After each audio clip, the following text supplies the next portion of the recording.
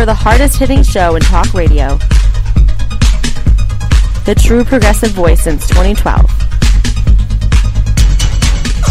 This is Southpaws.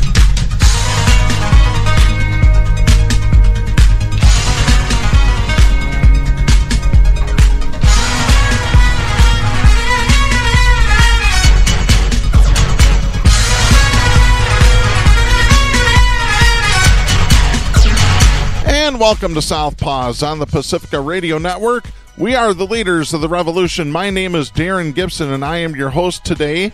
Jack Prince is off this week. I'm going to be doing the show by myself in the quiet solitude of rural Michigan. We're going to talk a little bit more about the coronavirus pandemic and some of the latest stories involved with that. Before we get started today, a couple of reminders that you can follow us on social media by going to facebook.com/Southpaws Radio Show. You can follow us on Twitter at Southpaws Radio. You can become a patron of the show by going to patreon.com/Southpaws Radio. You can listen to the show anytime you like at Spreaker.com. Do a search for Southpaws there. We're also at the iTunes Store. Do a search under podcast for Southpaws, and once you've found our logo, you've found us. Links to our podcast go to our Facebook, Twitter, and our YouTube channel. Go to youtube.com, do a search for Southpaws Radio there. And, of course, you can listen to us on great Pacifica stations, including KCEI-FM, Taos, New Mexico, KZGM, Kabul, Missouri, and Global Community Radio Channel 1. We're on every Saturday night at 11 p.m. Make sure you check us out there as well. All right, folks, the coronavirus pandemic continues, and things get weirder and weirder with Donald Trump. This guy has now actually made the suggestion, or maybe not even a suggestion. He was just pondering this at his news conference on Thursday. Oh, maybe we should start injecting people with disinfectants. Listen to this. I'm not making this up, folks. I am not making this up. This is by Darren Clark, writing for NBC News, dated April 23rd. Donald Trump suggested the possibility of an injection of disinfectant into a person infected with the coronavirus as a deterrent to the virus during his daily briefing Thursday. Trump made the remark after Bill Bryan, who leads the Department of Homeland Security Science and Technology Division, gave a presentation on research his team has conducted that shows that the virus doesn't live as long in warmer and more humid temperatures. Bryan said, quote, "The virus dies quickest in sunlight," end of quote, leaving Trump to wonder whether you could bring the light inside the body.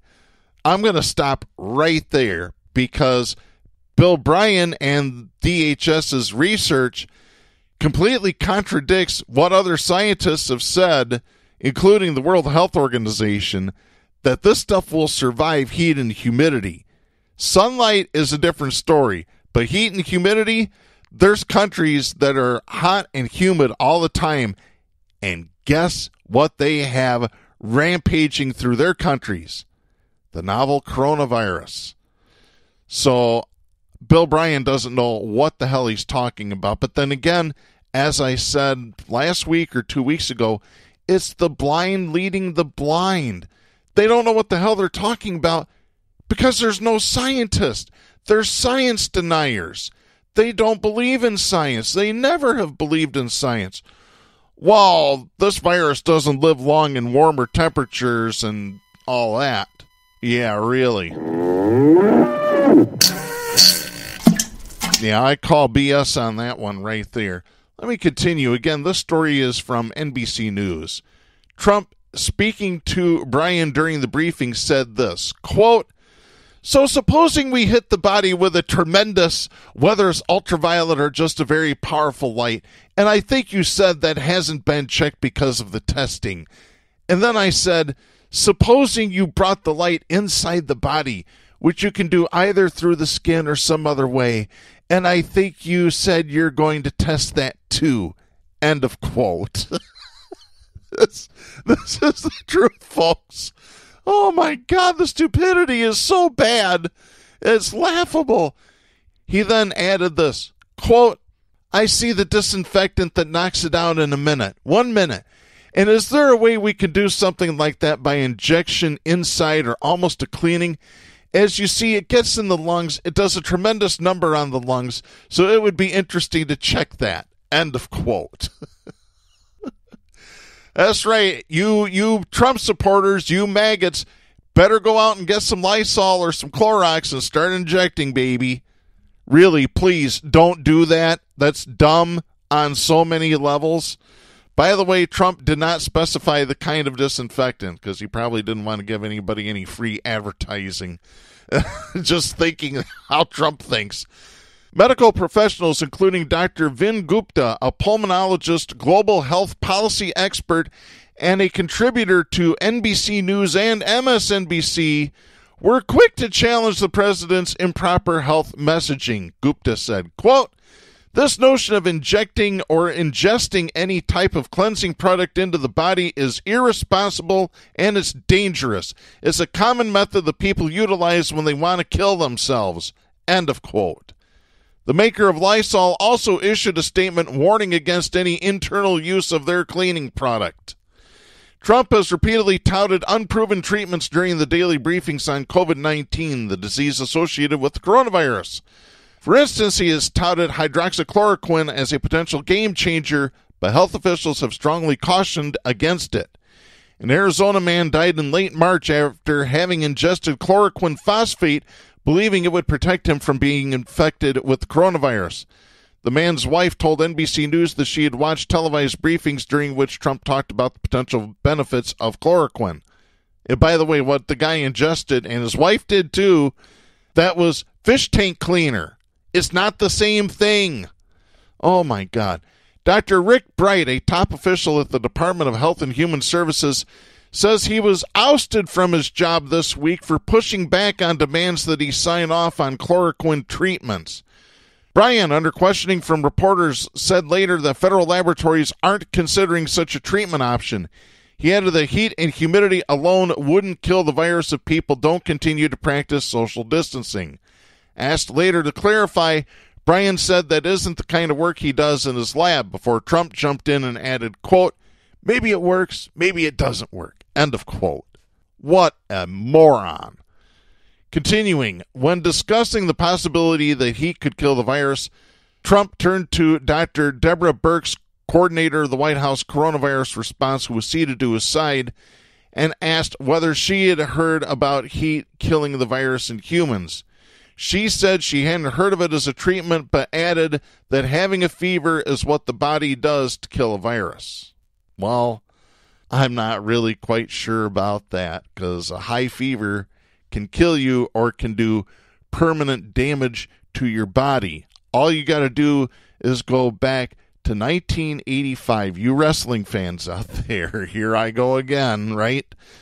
Mike Von Erich of the famous Von Erich wrestling family separated his shoulder while on a wrestling tour in Israel. He came back to Texas. He had arthroscopic surgery to repair the shoulder. He went home. Within days in the incision, he got toxic shock syndrome.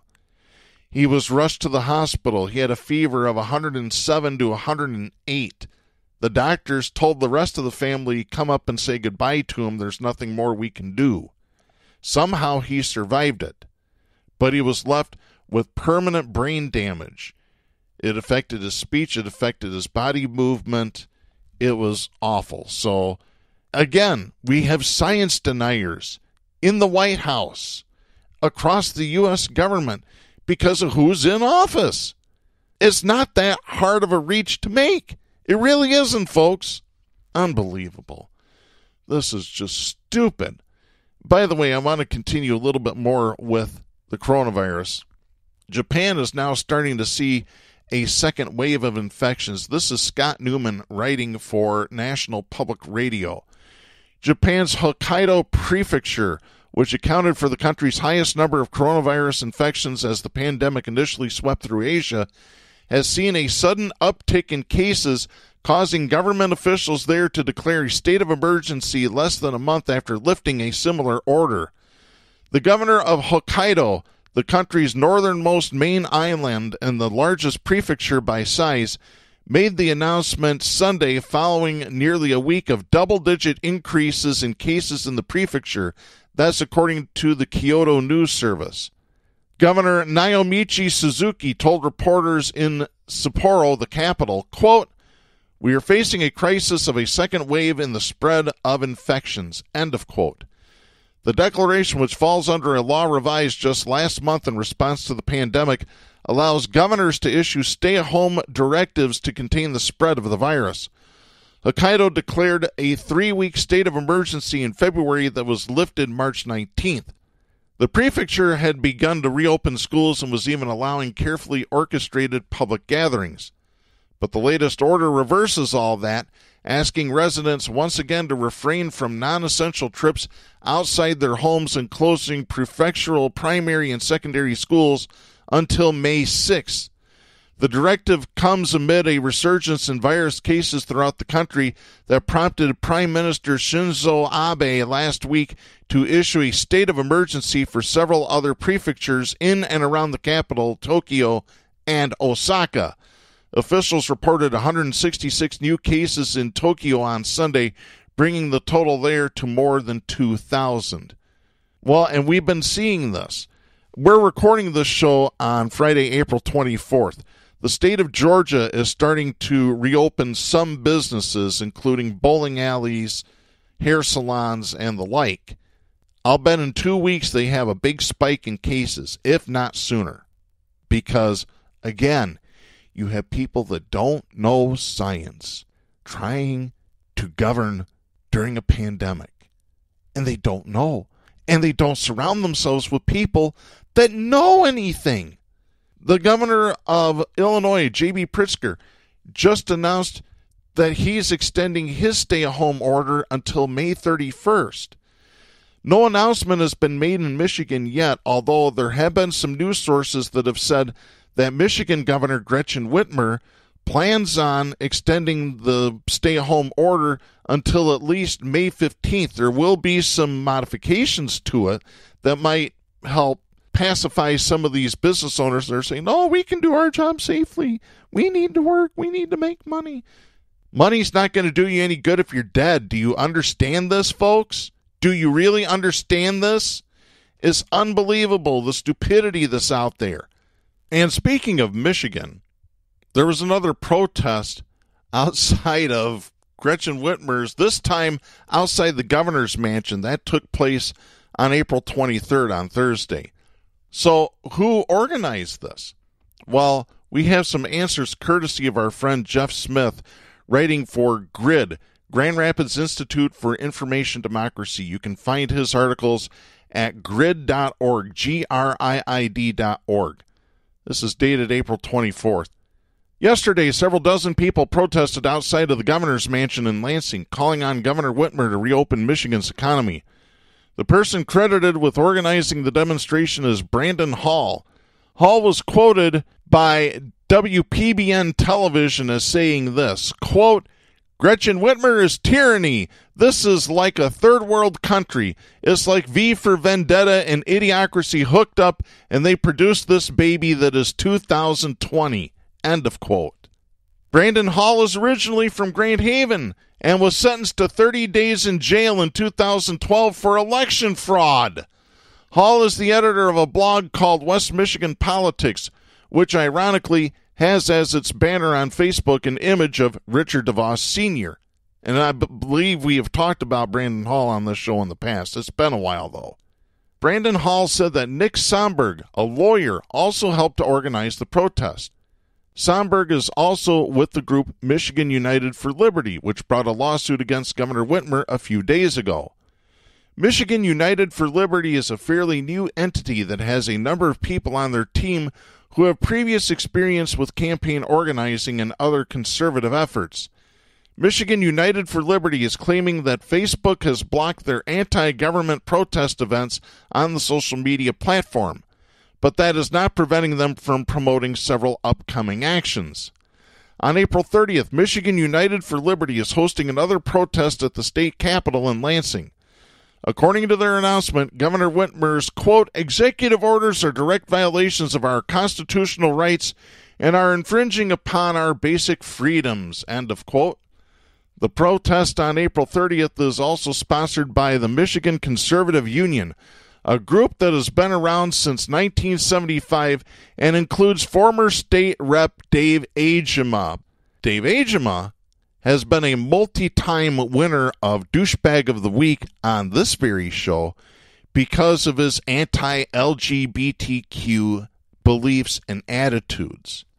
Continuing the story, the other group involved in the April 30th protest is the Libertarian Party of Michigan. Then on May 1st, Michigan United for Liberty is organizing a May Day to Payday action. This action is a call to business owners to start back up again, regardless of what the Michigan governor has to say. The May Day to Payday action says this: calling all small business owners, are you fed up? Ready to reopen and start making an income again? Michigan United for Liberty believes all jobs are essential, and we want to help you reopen. Unite with us as we band together to make this a reality. Join us in our stand for freedom by committing to reopening your business on May 1st. Clearly, the groups involved in the April 15th protest at the Lansing State Capitol, the protest at the governor's mansion, and the upcoming protests have generated a fair amount of interest from the public. It would be a mistake to be dismissive of these groups, as Ben Burgess stated in a recent article in Jacobin magazine, where he wrote this: many on the right have cheered on the protesters. Centrists have mostly just rolled their eyes. The left needs a better response. While the lockdowns are necessary, it's unacceptable to ask everyone to continue paying their bills without far more robust government assistance. We should offer genuine solutions to legitimate economic worries, even as we acknowledge that much of what was said and advocated at the protest was irresponsible and absurd. Again, that's Ben Burgess writing for Jacobin magazine, as quoted by Jeff Smith at Grit. Jeff continues, in addition, I think it is not a matter of simply giving blind support to Governor Whitmer. I agree with the stay-at-home orders since we need to flatten the curve. However, people are hurting, and we need some short-term and long-term ways of addressing the fact that millions of people are struggling around having basic needs met. We need to pressure the state government and Governor Whitmer to make sure the people are being taken care of. We need a rent freeze, an end to evictions, and to release people from prisons, jails, and detention centers. We need to demand that healthcare workers, agricultural workers, those working in grocery stores and fast food restaurants, along with all other essential workers who do essential work, get real, substantive hazard pay. Some conservative groups are saying, we're suing that woman from Michigan, while liberals are saying, we support that woman from Michigan.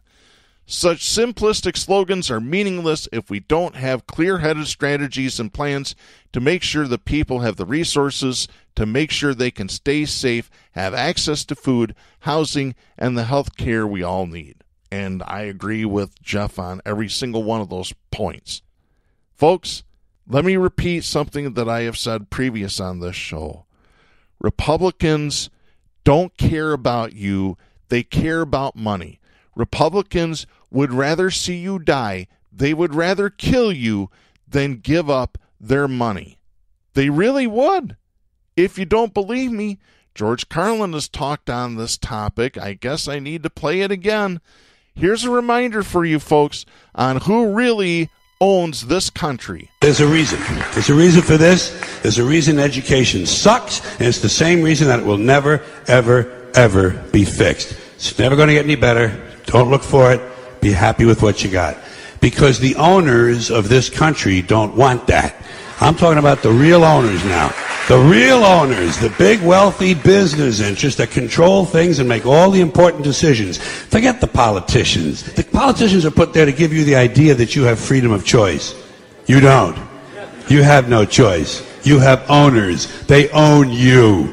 They own everything. They own all the important land. They own and control the corporations. They've long since bought and paid for the Senate, the Congress, the state houses, the city halls. They got the judges in their back pockets. And they own all the big media companies, so they control just about all of the news and information you get to hear. They got you by the balls.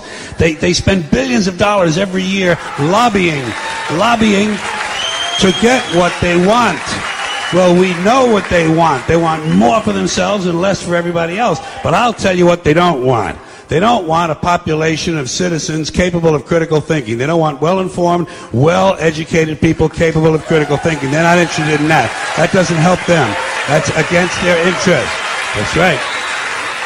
They don't want people who are smart enough to sit around the kitchen table and figure out how badly they're getting f***ed by a system that threw them overboard 30 fucking years ago. They don't want that. You know what they want? They want obedient workers. Obedient workers. People who are just smart enough to run the machines and do the paperwork and just dumb enough to passively accept all these increasingly shittier jobs with the lower pay, the longer hours, the reduced benefits, the end of overtime, and the vanishing pension that disappears the minute you go to collect it. And now they're coming for your Social Security money. They want your fucking retirement money. They want it back so they can give it to their criminal friends on Wall Street. And you know something? They'll get it. They'll get it all from you sooner or later because they own this fucking place. It's a big club, and you ain't in it. You and I are not in the big club. And by the way, it's the same big club they use to beat you over the head with all day long when they tell you what to believe. All day long, beating you over the head in their media, telling you what to believe, what to think, and what to buy. The table is tilted, folks. The game is rigged. And nobody seems to notice. Nobody seems to care. Good, honest, hard-working people, white collar, blue collar, doesn't matter what color shirt you have on. Good, honest, hard-working people continue. These are people of modest means. Continue to elect these rich suckers who don't give a f*** about them. They don't give a f*** about you. They don't give a f*** about you. They don't care about you at all. At all. At all. Yeah. You know? And nobody seems to notice, nobody seems to care. That's what the owners count on, the fact that Americans will probably remain willfully ignorant of the big red, white, and blue that's being jammed up their assholes every day. Because the owners of this country know the truth. It's called the American dream, because you have to be asleep to believe it. And the people that criticize the playing of the George Carlin clip are people that don't engage in critical thinking. That's my opinion. As a matter of fact, I've got more proof here that the rich don't care about you. I've got this story. This is Heather Walker writing for Wood Television. This is dated April 22nd. A Grand Rapids-based restaurant company is one of the big businesses that received millions from a federal loan program meant to help small businesses weather closures aimed at slowing the spread of coronavirus. Meritage Hospitality Group Incorporated, which is the local Grand Rapids area Wendy's franchisee. They also own the Twisted Rooster. They own other restaurants. They were given $29.1 million from the Paycheck Protection Program. Meritage CEO Robert Shermer Jr. refused an interview with News 8 Wednesday. Instead, a spokesperson sent a statement saying, in part, that the loans are needed to pay employees amid a, quote, significant downturn in business while restaurants and dining rooms remain closed. Matter of fact, here's the full statement from Meritage provided to Wood Television. Grand Rapids-based Meritage Hospitality Group and its numerous subsidiary entities operates 337 restaurants across 16 states. Each of the company's Wendy's restaurants employs an average of 30 to 35 people. The Paycheck Protection Program loans were sought to enable each subsidiary entity to pay its employees during the significant downturn in business while restaurants and dining rooms were closed due to COVID-19 closure mandates and stay-at-home orders. 75% of the proceeds will be used for payroll costs and the remaining portion for rent and utility payments as defined by the U.S. Small Business Administration. Again, that is a statement from Meritage. Listen to this, folks. This is just a little bit of what their financials look like. Meritage made roughly a $13 million profit in 2019. Meritage's CEO and president made around $1.9 million. That does not include stock options. That's CEO Robert Shermer Jr. and the president of Meritage. According to the company's website, they own more than 330 restaurants, 16 states. They have 11,000 employees. It's hardly what you would consider a small business, but as a result of a heavily lobbied exception, the PPP loans were open to chains and other big businesses. As long as the money is used for payroll and other specified uses, the companies can keep the cash free and clear. If not, it must be paid back with 1% interest. NewsAid is still waiting on a request for the full list of West Michigan businesses that received loans and how much they got. So kudos to Heather Walker at Wood TV for staying on top of this story. Yeah, one of the largest, if not the largest, Wendy's franchisee in the state of Michigan, and they go across 16 states by their own admission, gets nearly $30 million in relief aid when your local mom and pop shop can't even get a penny of the money because it's already gone. Something is really messed up in this country, and people need to start waking up to that fact, and quickly, before it's too late. I think it's already too late. I think we're toast. Just my opinion. We have just received an update from Wood TV. This is David Eggert writing for the Associated Press. Governor Gretchen Whitmer on Friday lengthened her stay-at-home order through May 15th while lifting restrictions so some businesses can reopen and the public can participate in outdoor activities like golf and motorized boating during the coronavirus pandemic. The measure immediately replaces one that was scheduled to expire next week. Michigan has nearly 3,000 deaths related to COVID-19, behind only New York and New Jersey among U.S. states. People are now required, rather than encouraged to, wear face coverings in enclosed public spaces such as grocery stores if they can medically tolerate it. Employers must provide non-medical grade masks to their in-person employees. Landscapers, lawn service companies, plant nurseries, and bike repair shops can resume operating subject to social distancing rules. Stores selling non-essential supplies can reopen for curbside pickup and delivery. Big box retailers no longer have to close off garden centers and areas dedicated to selling paint, flooring, and carpet. Whitmer said people with multiple in-state homes can resume traveling between them, though it is strongly discouraged. The Democratic governor told the Associated Press, quote, "The vast majority of people in this state are doing the right things. We've seen the curve get pushed down. I think it's appropriate to reevaluate along the way. At this point, we feel like it's good to have our first wave of re-engagement in this way." End of quote. The order continues to prohibit in-person work that is not necessary to sustain or protect life, with exemptions for various critical jobs. Restaurants remain closed to dine-in customers under a separate measure, and bars, movie theaters, gyms, and other sports facilities are also still shuttered. The prior stay-home order, in tandem with guidance issued by Whitmer's office, prompted lawsuits on behalf of anglers, landscaping companies, cottage owners, and others.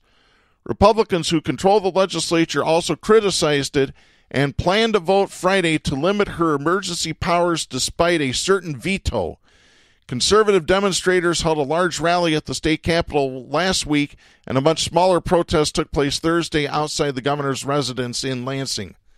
Whitmer defended the previous order, which she issued April 9th and was stricter than one that took effect March 24th. Imposing some of the country's toughest restrictions, she said, was necessary because of what were rapidly rising cases and deaths that threatened to overwhelm hospitals. Whitmer, whose moves have been backed by health experts and in public polling, said, quote, "Michigan's COVID-19 experience was tougher than just about any other state." End of quote. Landscaping and more outdoor activities, she said, were, quote, "naturally parts of our economy that we could move forward on," end of quote, now. While golfing is allowed, the use of carts is not. State parks will generally remain open, and people already were allowed to run, walk, hike, and ride bikes. Whitmer said her administration is talking with medical and business experts to assess different jobs and industries for risk, to promulgate safety protocols, and to determine markers that need to be reached before reopening additional sectors. She said more will be revealed on Monday. The order does not explicitly address Detroit area automakers' ability to restart plants. It continues to list transportation and logistics and critical manufacturing as sectors where some employees can go to work. Talks continue between the Detroit Big Three and the United Auto Workers Union. Whitmer said, quote, This is one of what will be many waves. My hope is that we can contemplate the next one. But it all depends on if people observe these best practices, if we can keep the COVID-19 trajectory headed downward, and if we can keep people safe. End of quote. So right there is the latest from Michigan Governor Gretchen Whitmer. She has extended the stay-home order until May 15th. She has lifted some restrictions on some businesses. So we'll have more on this next week on our show. In the meantime, I want to mention this story, talking about businesses that have applied for aid. I want to get to this one. This is Justine Lofton writing for, I believe, the Flint Journal. This is for MLive. A Flint-based strip club filed a lawsuit against the U.S. Small Business Administration after being denied funding from the federal coronavirus aid package. Little Darlings in Las Vegas has been unable to obtain emergency funds from the Coronavirus Aid, Relief, and Economic Security Act because the strip club was grouped with operations of a prurient sexual nature, the Associated Press reports. Jason Money, Little Darlings owner, said the grouping is discriminatory toward workers performing legal services, the report said. Had the funding been granted, employees would have been kept on payroll. Instead, the government is, according to Money, quote, shortchanging the employees, end of quote. The strip club is operated through Flint-based Deja Vu, which has about 200 exotic dance clubs throughout the country. Under the federal aid package, businesses with 500 or fewer employees were eligible to borrow up to $10 million. Loans would be forgiven if used to keep employees on the payroll and for expenses like rent and utility payments. However, the program has run out of money.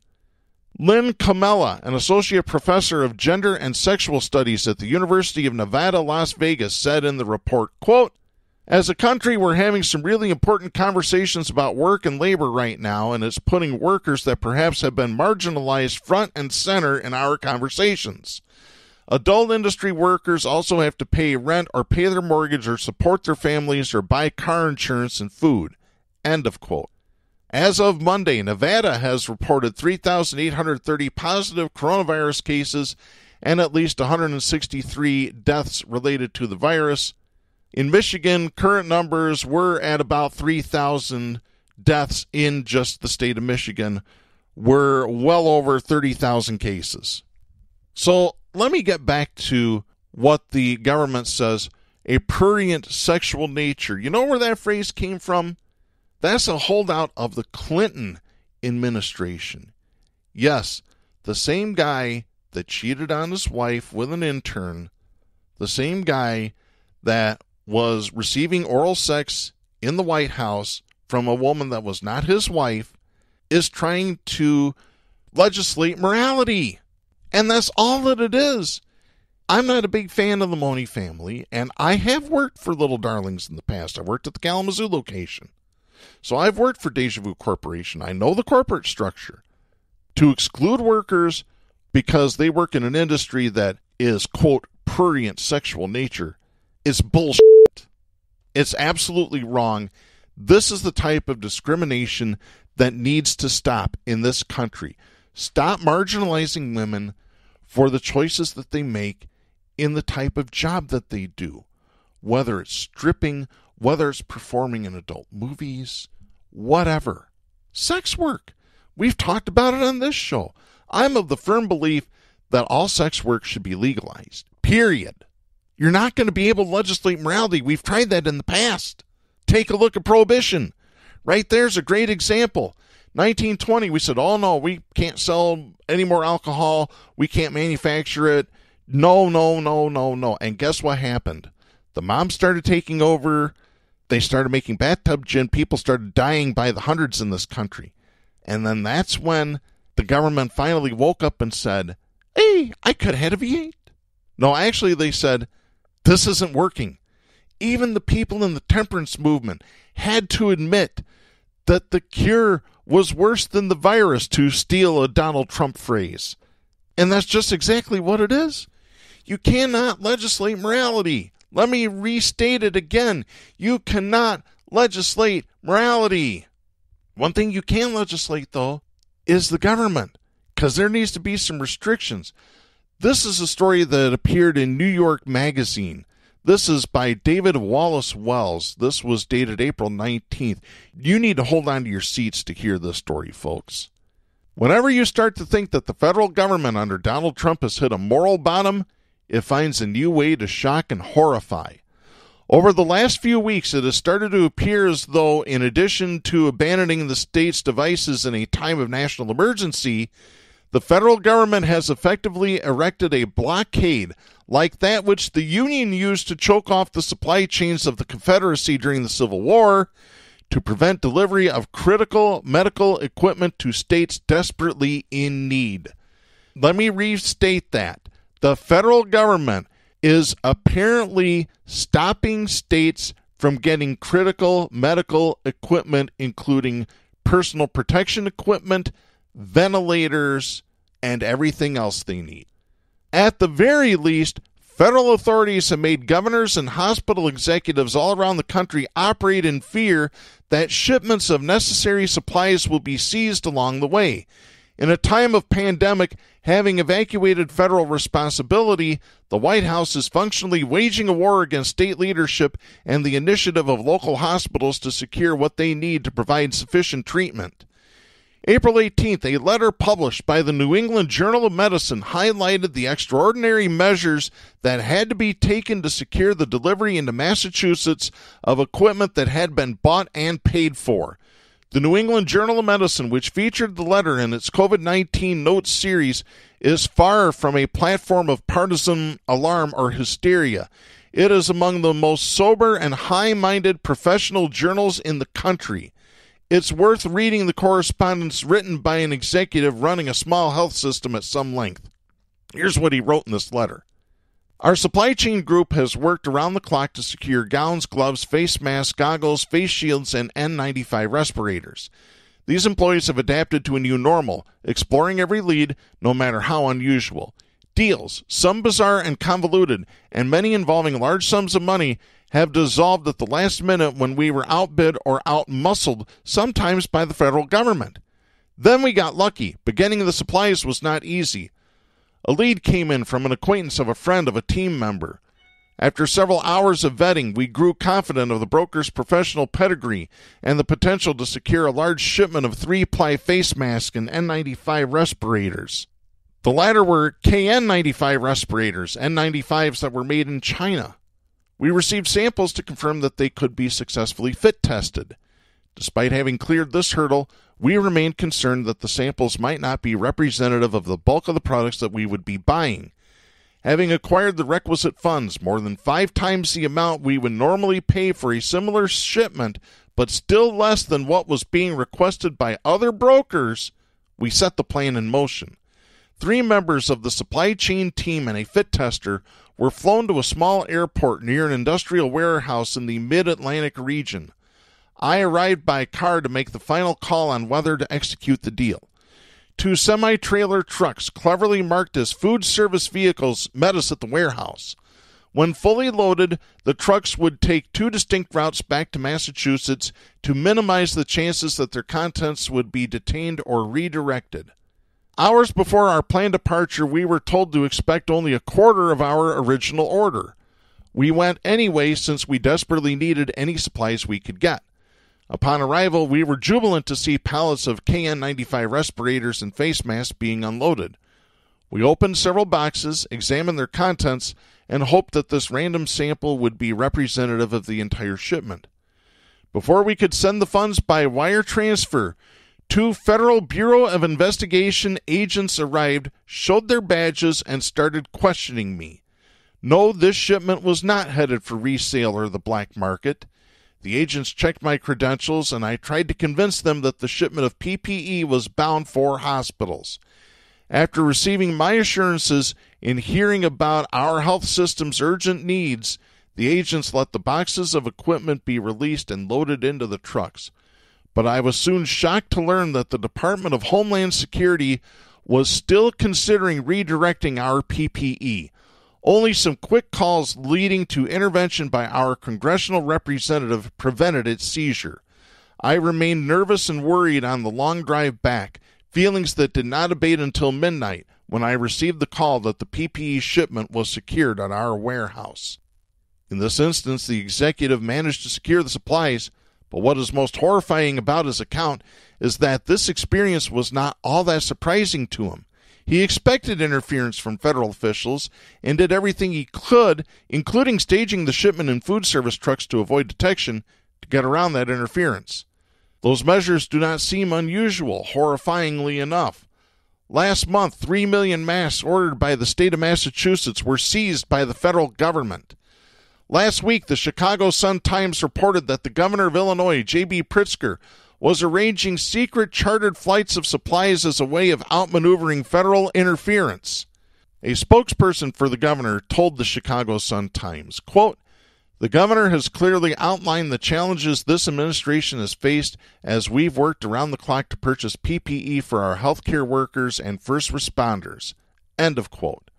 He continues, quote, "The supply chain has been likened to the Wild West, and once you have purchased supplies, ensuring they get to the state is another Herculean feat. These flights are carrying millions of masks and gloves our workers need. They're scheduled to land in Illinois in the coming weeks, and the state is working to ensure these much-needed supplies are protected and ready for distribution around the state." End of quote. A source knowledgeable about the flights told the paper that the governor didn't want to be more open about the shipments, quote, "because we've heard reports of Trump trying to take PPE in China and when it gets to the United States." End of quote. This is not just the federal government telling states they are on their own, as it has done repeatedly over the last few weeks, a sign that the president, often thought to harbor authoritarian impulses, will invariably choose to unburden himself of responsibility even when seizing it would offer remarkable new powers, and itself a moral outrage demonstrating incredible political sadism, given the states lack the resources of the federal government to pay for this stuff. That's in part because, in many cases, states are legally barred from deficit spending, which means in times of crisis, especially those producing huge budget shortfalls through collapsing tax revenue, they are functionally unable to respond at all. In such situations, the federal government is designed to serve as a backstop. But over and over again throughout this crisis, the White House has said states will get little to no help, that they are entirely on their own. The federal medical stockpile isn't meant for the states, as Jared Kushner has said, as though the country is anything more than its states. On top of that outrage, the feds are bidding against states who are trying to buy their own supplies and refusing to interfere in those auctions between states, which have driven prices up by 10 times or more. But while you might think that was as bad as federal management of this crisis could be, it is not. This new outrage is deeper. Even those states that are trying to manage their own resources, buying equipment themselves with incredibly scarce resources to aid in a time of crisis, are being stopped and those resources seized on the way to delivery. You could call this piracy, you could call it sanctions. The federal government is choking supply chains to states like it chokes supply chains to Iran and North Korea. These blockades aren't as complete as those surrounding sanctioned regimes, of course, and some amount of the disruption may be honest confusion in a time of crisis. Let me add, I doubt that's the case. Continuing, but the disruption is being brought about by federal interference, and unlike the kind of disruptions you'd want to engineer against antagonistic states, the purpose seems completely unclear. Indeed, the policy is inexplicable and indefensible, which may be one reason why no explanation has been given. We don't know where these supplies are going. We don't know on what grounds they are being seized or threatened with seizure. What do the DHS and FEMA have with ventilators and PPE purchases by governors and local hospitals?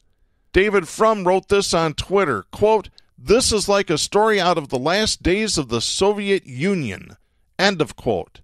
Essayist Umair Haq wrote, quote, "This is what it means to be a failed state." End of quote. In the absence of any explanation, it is hard to come to any conclusion other than this is simply mafia government, exerting control for the sake of control, not in spite of, but because of the crisis-led demand, and squeezing the American people as they die in hospital beds and attend with inadequate protection to the sick and scared. Folks, this is something else. This is just absolutely unbelievable. And they're not the only ones to report it. The Los Angeles Times had stories about the seizure of PPE. But yet, we have conservative political action committees that are running ads just burying Joe Biden, but they're trumpeting Trump, and they're rewriting history, too. I want to play this one first. Both of these commercials run 30 seconds. These are from America First Action Super PAC. They both attack Joe Biden, but you need to hear some of the claims in this ad. Take a good listen. A global crisis. President Trump took action, but Joe Biden attacked Trump after the China travel ban. Xenophobia and fear-mongering. For 40 years, Joe Biden has been wrong about China. I believed in 1979, and I believe now, that a rising China is a positive development. Deadly epidemic, but after 40 years, Joe Biden failed the test. America First Action is responsible for the content of this advertising. Right at the beginning, it says Trump took action. What action? What action did he take? He sat on the information for weeks. He knew of this in January and downplayed it. That is a fact. Oh my God, these people are so stupid. The people that listen to this and believe this are gullible. Gullible, you're lemmings. And your leader's going to jump off the cliff and you're going to go right after him. You're dumb.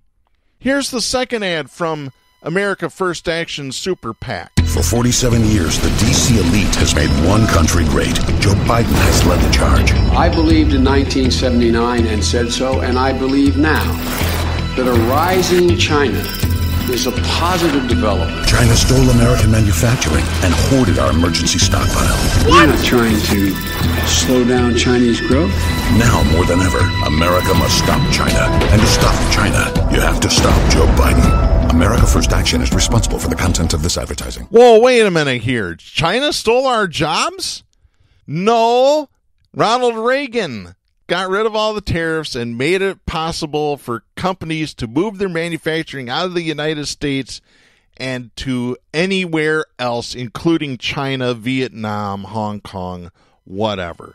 Oh, China's stolen all of our manufacturing jobs. China's hoarding all of our PPE.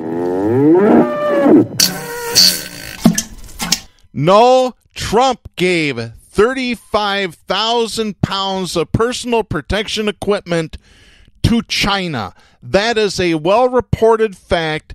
These liars at America First Action need to stop. If you want to sue about one of these television ads, you need to sue about these two. Oh, by the way, the first ad that I played, toward the end of the ad, they have a computerized mock-up of a coronavirus cell, and the outside skin of it is a Chinese flag. If that isn't racism, I really don't know what is. Folks, we need to crack down on these political action committees. This is unbelievable. But yet, Trump gets all mad because of the PAC commercial that's being run against him. Oh, it's full of a bunch of lies. No, it's your own words. Once again, here's that ad, exponential threat. The coronavirus. This is their new hoax. We have it totally under control. It's one person coming in from China. One day it's like a miracle, it will disappear. When you have 15 people, and within a couple of days it's going to be down to close to zero, we really think we've done a great job in keeping it down to a minimum. I like this stuff. I really get it. People are surprised that I understand it. No, I don't take responsibility at all. Oh, I understand it, so I'm going to let you inject yourself with disinfectant like Lysol or Clorox bleach. Oh, my God. People, wake up. Stop being stupid and wake the hell up. I don't have the words for it. I just don't have the words for it. We need to get to this story. This is from CNN. This is by Jim Sciutto, Joshua Berlinger, Yoon Jung Seo, Kylie Atwood, and Zachary Cohen. This is dated Tuesday, April 21st. The U.S. is monitoring intelligence that suggests that North Korea's leader Kim Jong-un is in grave danger after undergoing a previous surgery, according to a U.S. official with direct knowledge. A second source familiar with the intelligence told CNN that the U.S. has been closely monitoring reports on Kim's health. Kim recently missed the celebration of his grandfather's birthday on April 15th, which raised speculation about his well-being. He had been seen 4 days before that at a government meeting. Another U.S. official told CNN on Monday that the concerns about Kim's health are credible, but the severity is hard to assess. National Security Advisor Robert O'Brien said the U.S. is keeping a close eye on reports about Kim's health. During an interview with Fox propaganda channel on Tuesday, O'Brien said, quote, "We're monitoring these reports very closely. As you know, North Korea is a very closed society," end of quote. Later on Tuesday, a U.S. defense official said that the U.S. military assessment is that while they are examining reports regarding Kim's poor health, the evidence at this point does not suggest that he is incapacitated. Daily NK, an online newspaper based in South Korea that focuses on North Korea, reports that Kim reportedly received a cardiovascular system procedure on April 12th. Kim received the cardiovascular system procedure because of excessive smoking, obesity, and overwork, according to the news site. He is now receiving treatment in a villa in Gyeongsan County following his procedure. After assessing that Kim's condition had improved, most of the medical team treating him returned to Pyongyang on April 19th, and only part of them remained to oversee his recovery situation, again, according to the news site. CNN is unable to independently confirm the report. So basically, South Korea is saying there's nothing to this, while we're saying there might be something to this. Whatever the truth is, we may never know. But if Kim were to die, I'll say it, it would be a good thing. One more despot gone, and we need to get rid of more despots. I have a little bit of science news regarding the coronavirus. I have this article from Daryl Etherington writing for TechCrunch.com. This is dated April 16th. Massachusetts Institute of Technology has developed a new model of the spread of COVID-19 infection based on publicly available data combined with established epidemiological equations about outbreaks and neural network-based inference. The model, described in a new report, proves accurate when trained on data spanning late January to early March in terms of anticipating the actual spread leading up to April 1st in different regions around the world. And it indicates that any immediate or near-term relaxation or reversal of quarantine measures currently in place would lead to an exponential explosion in the number of infections. Researchers at MIT sought to develop a model based just on COVID-19 data, whereas others have used SARS or MERS information to inform their charting of the outbreak's progress. Combining available COVID-19 info with a neural network-based estimation of the number of infected individuals who are under effective quarantine and therefore no longer a likely risk of infection to others allows theirs to go beyond existing models in terms of accurately modeling and predicting the effect of social distancing and isolation measures and the impact should those measures be curtailed or withdrawn. MIT's model shows that the current infection plateau for COVID-19 in the U.S. and Italy will both take place sometime in the next week or so, which matches existing predictions available. That sounds like promising news, and it is in terms of the number of infected patients and the impact on the healthcare system. But it absolutely should not be interpreted as meaning that this is when it's okay to start relaxing the measures in place. In fact, the study concludes that by relaxing quarantine measures too soon, we have predicted that the consequences would be far more catastrophic. That is according to model developer and MIT mechanical engineering professor George Barbastathis, when compared to a similar second-wave resurgence that occurred in Singapore after it began relaxing its own measures too early. Right there it is, folks. Science. Science-based is what you want when it comes to talking about the coronavirus. I've got one final story that I would like to get to. Every so often we discuss NASCAR on this show. Our former co-host Jim Gerner once said of NASCAR that it stands for non-athletic sports centered around rednecks. Well, this story might prove to be very true. This is David K. Lee writing for NBC News. Budding NASCAR superstar Kyle Larson was fired by his racing team on Tuesday after the driver used a racist slur during a virtual racing event, the company announced. Chip Ganassi Racing, based in Concord, North Carolina, said in a statement it thoroughly weighed all options before cutting ties with Larson for using the N-word during an e-sport event on Sunday, April 12th. According to a statement, quote, after much consideration, Chip Ganassi Racing has determined that it will end its relationship with driver Kyle Larson. As we've said before, the comments that Kyle made were both offensive and unacceptable, especially given the values of our organization. As we continued to evaluate the situation with all the relevant parties, it became obvious that this was the only appropriate course of action to take. End of quote. Larson, who is half Japanese with grandparents sent to an internment camp during World War II, apologized on Monday for using the N-word. The 27-year-old Northern California native is one of his sport's rising stars, and he's currently 7th in NASCAR Cup standings. He was set to be one of NASCAR's most sought-after free agents after this season, but it's now possible that that incident where he used the N-word is going to cost him millions of dollars. He's probably not going to be able to find anybody that will take him on as a driver. Larson was competing in an iRacing event, virtual races that his fellow drivers have been participating in since the coronavirus pandemic has shut down nearly every pro sports league in the world. He appeared to lose audio contact with a spotter, and while checking the microphone asked, quote, "You can't hear me?" End of quote. He apparently thought he was muted and then used the N-word. Problem was, he wasn't muted. NASCAR fans have been drawn to iRacing because drivers can link into one another on a live stream where they banter, argue, make jokes, and discuss the racing. But that open mic could prove costly to Larson. After the racial slur was heard, Xfinity driver Anthony Alfredo said, quote, "Kyle, you're talking to everyone, bud." End of quote. Aaron McEachern said, quote, "Yep, we heard that." End of quote. IndyCar driver Connor Daly responded, quote, "Yikes." End of quote. Some of Larson's sponsors, including McDonald's, Credit One Bank, and Clover, have pulled their deals. There have been a couple of sponsors that wanted to continue sponsoring him, saying that he was apologetic.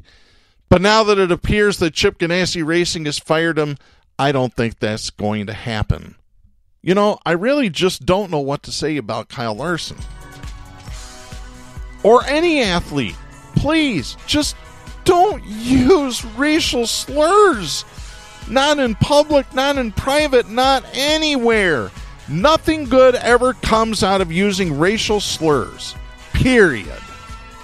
And with that, that's going to wrap things up for this edition of Southpaws. I'm hoping that Jack will be back next week. In the meantime, I'm Darren Gibson. For Kristen Cook, please support independent media and the First Amendment, and please be safe. The stations that carry Southpaws do not necessarily share the opinions expressed on the show. Southpaws is protected by the First Amendment to the U.S. Constitution and is copyrighted by Big D Entertainment. All rights reserved.